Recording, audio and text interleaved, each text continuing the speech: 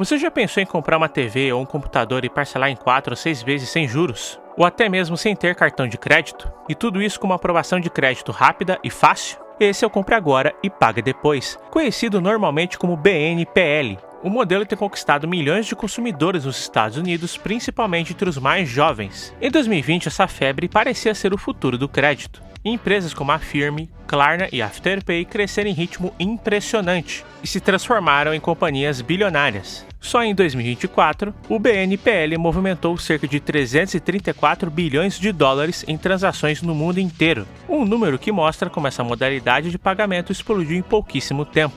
Mas o que parecia um sonho logo demonstrou ter alguns problemas, como inadimplência crescente, prejuízos bilionários e investidores cada vez mais desconfiados do modelo de negócio dessas empresas. Afinal, o BNPL é um modelo de crédito que veio para ficar ou apenas mais uma armadilha financeira? Just a really good metaphor of what afterpaying's like. It's way better than trying to fit it all in at once. Do you want to give us a hand? Not right now, I'm very busy. Logo após o fim da Segunda Guerra Mundial, surgiu o fenômeno do sonho americano, impulsionado pelo crescimento econômico e industrial e pelo fortalecimento da classe média. Esse contexto gerou um aumento exponencial do consumo e a classe média passou a buscar meios de pagamento que permitissem adquirir mais produtos de maneira rápida e acessível. Foi nesse cenário que, entre as décadas de 50 e 60, nasceram os cartões de crédito, com gigantes como Visa e Mastercard. No começo, o uso era restrito, mas rapidamente eles se popularizaram ao oferecer a possibilidade de financiar diversos produtos ao mesmo tempo. Com a expansão dos cartões de crédito, vieram também as regulamentações. Passou a ser necessária boa pontuação de crédito, comprovação de renda e análises mais criteriosas, o que já restringiu o acesso para parte da população. Essa situação se agravou em 2008, quando a crise dos subprimes levou os bancos a apertarem ainda mais os critérios de concessão, deixando milhões de consumidores sem acesso ao crédito tradicional. Foi por isso que surgiu o Buy Now, Pay Later, uma alternativa simples e inclusiva, que prometia democratizar o acesso ao crédito. O modelo ganhou força principalmente durante a pandemia da Covid-19, quando a digitalização do comércio explodiu. Compras online se tornaram regra, e os BNPL estavam posicionados exatamente onde o consumidor precisava, nas principais plataformas de e-commerce, a um clique de distância. Entre os principais players do setor estão a Afterpay, da Austrália, e a Firme dos Estados Unidos, ambas com foco na área de varejo. Já a Klarna consolidou-se como a maior do mercado, expandindo para a Europa e os Estados Unidos, e firmando parcerias com varejistas e gigantes como a Amazon e até mesmo serviços de delivery. O modelo se espalhou tão rápido que em 2021, a Block, empresa de Jack Dorsey, comprou a Afterpay por 29 bilhões de dólares. Um dos maiores negócios da história das fintechs. O mercado global de plataformas BNPL foi avaliado em 30,38 bilhões de dólares em 2023, com projeção de atingir 167,58 bilhões de dólares até 2032, crescendo a uma taxa média de 20,7% ao ano. O funcionamento dele é simples. Ao finalizar a compra, o consumidor escolhe a opção Compre Agora e Pague Depois, define o número de parcelas, que varia conforme o produto, e aguarda uma aprovação quase imediata, muitas vezes sem comprovar renda e muito menos pontuação de crédito. Essa facilidade fez o modelo explodir entre os millennials e a geração Z, grupos que enfrentam mais barreiras para obter cartões de crédito. Em 2024, 44% da geração Z havia usado o BNPL, superando o uso de cartões de crédito. No mesmo ano, 65% dos millennials e Gen Z recorreram ao modelo para gerenciar suas contas, e em 2025, o BNPL avançou até para gastos essenciais. 51% da geração Z e 24% dos millennials utilizaram esse tipo de parcelamento para despesas médicas. Além disso, cresce a pressão por mais regulamentação. Uma delas é a possibilidade de a pontuação de crédito passar a considerar pagamentos feitos via BNPL. Essa medida visa redefinir a elegibilidade dos consumidores em outras modalidades de crédito. Por outro lado, cresce a desconfiança dos investidores sobre o modelo de negócio dessas startups. Se a longo prazo elas vão conseguir se sustentar ou serem compradas por gigantes do setor de crédito.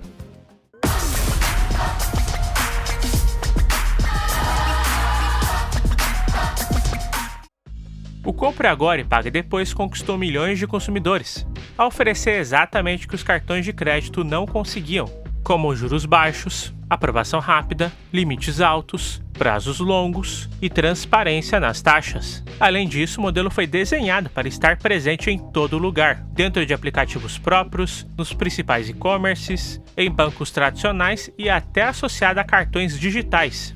A experiência de compra se tornou fluida, simples e quase irresistível.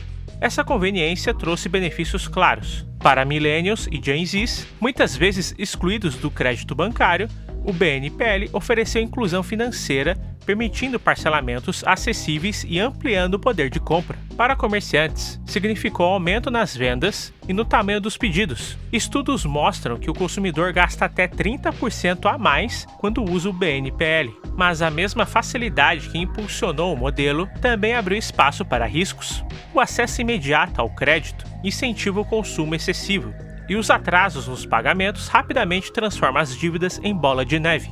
Um levantamento mostra que 41% dos usuários já atrasaram pelo menos uma parcela, gerando prejuízos para as empresas e os consumidores. Empresas como a Firme e Afterpay registraram prejuízos milionários, enquanto a gigante Klarna anunciou perdas significativas em 2024 e prevê um rombo ainda maior, de 174 milhões de dólares, apenas no segundo trimestre de 2025. Mas como essas empresas conseguiram se tornar bilionárias mesmo com perdas tão altas? A resposta está na diversificação de receitas. A principal fonte vem das taxas cobradas aos comerciantes, que variam entre 2% e 8% por transação.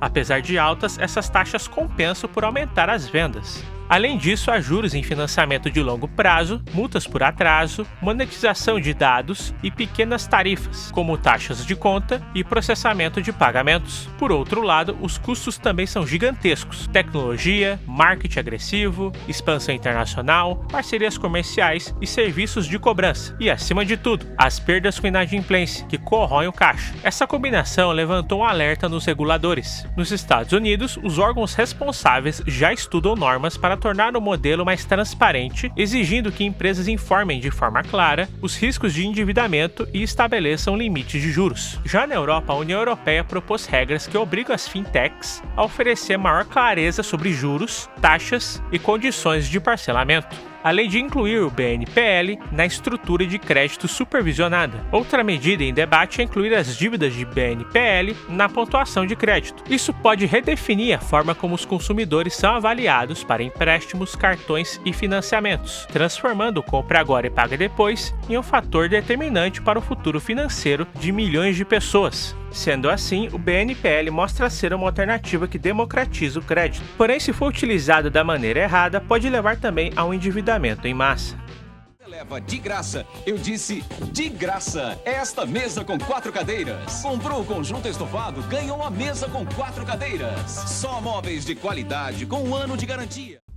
A ideia de levar produtos para casa e depois pagar não é novidade, pelo menos no Brasil. Muito antes do BNPL, já existiam os crediários, popularizados principalmente nos anos 50 e 60, em lojas de móveis e eletrodomésticos. O modelo ganhou ainda mais força nas décadas seguintes, com redes varejistas como as Casas Bahia, lideradas por Samuel Klein, que transformaram o crediário em sinônimo de consumo acessível para as classes mais baixas. O funcionamento era simples. O cliente escolhia o produto, fazia um financiamento direto com a loja e pagava em parcelas fixas, normalmente por meio de carnês. O lojista assumia o risco da inadimplência, mas em troca ampliava o alcance do consumo. Esse sistema foi responsável por impulsionar a ascensão do varejo no Brasil e consolidar uma cultura de parcelamento que se mantém até hoje. Mesmo com a popularização dos cartões de crédito, o crediário não desapareceu. Em 2018, por exemplo, 27% dos brasileiros ainda usavam essa modalidade, segundo dados do CNDL. Isso mostra que a lógica de pagar depois sempre esteve enraizada no consumo brasileiro.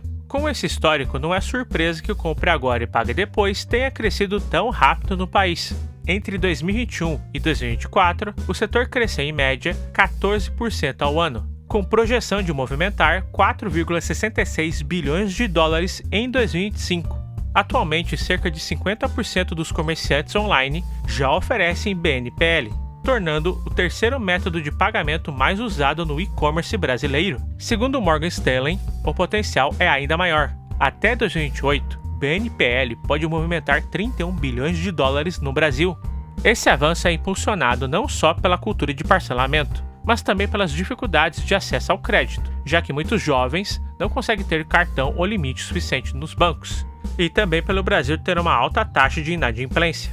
No mercado brasileiro, além de gigantes internacionais, já despontam fintechs e bancos locais, como NuPay, PagaLeve, Coin, Parcelesc, PayMe, Mercado Pago e Agero. Entre todos, o destaque é a Nubank, que entrou no setor em 2021 ao comprar a SpinPay e assim lançar o NuPay, hoje um dos serviços mais usados de BNPL no país. Outro motor de expansão é o Pix parcelado, oferecido por bancos e fintechs, como uma evolução natural do crédito atrelado ao Pix. Nesse caso, o lojista recebe o valor integral da compra de forma imediata, enquanto o consumidor financia o pagamento por parcelas, que podem chegar até 24 vezes. Para isso, é necessário ter crédito pré-aprovado por instituições bancárias. Apesar de prático, o Pix parcelado costuma envolver juros, tarifas e até IOF, que pode elevar bastante o valor final, o que acende o alerta para o risco de endividamento, já que o consumidor pode acumular várias parcelas em diferentes plataformas sem perceber o peso total da dívida. Por isso, o Banco Central já iniciou discussões para regulamentar o Pix parcelado e o BNPL como modalidades de crédito. A ideia é incluir esse tipo de dívida